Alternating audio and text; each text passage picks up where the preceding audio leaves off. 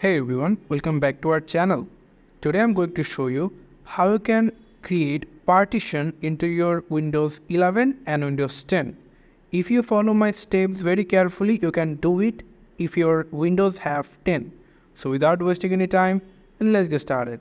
So first we will go to our this PC, and here you can see I have two drives. So I want to make another drive over here. So how I am going to do that? It's very simple. Just minimize this, go over to start icon, click on your right mouse button and go for disk management. After that, you can see disk management interface will be open. So if you maximize it, and you can see I have only two drive over here. So I want to create another drive or another partition in my D drive. If I click on my right mouse button and if I click on the shrink volume, click on that, and you can see if I choose like 10 GB, so I can give 10,000 and then click on shrink. And you can see I have 9.77 GB. It's about 10 GB. So I'm going to click on right mouse button. First of all, you need to click on that and click on your right mouse button and go for the new simple volume.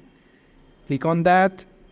And if you click on next over here, you can see this is total amount of your disk space. So select all of them.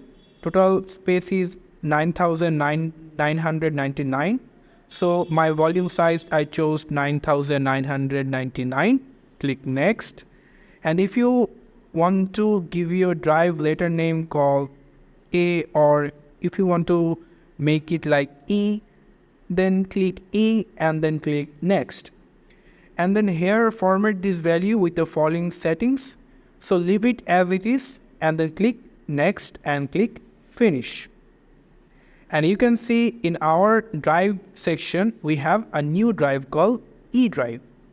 So if I minimize it and go for this PC again, you can see over here this is our new drive, and we create this partition with this simple method.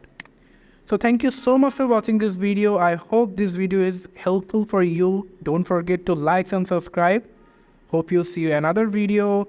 Till then, goodbye.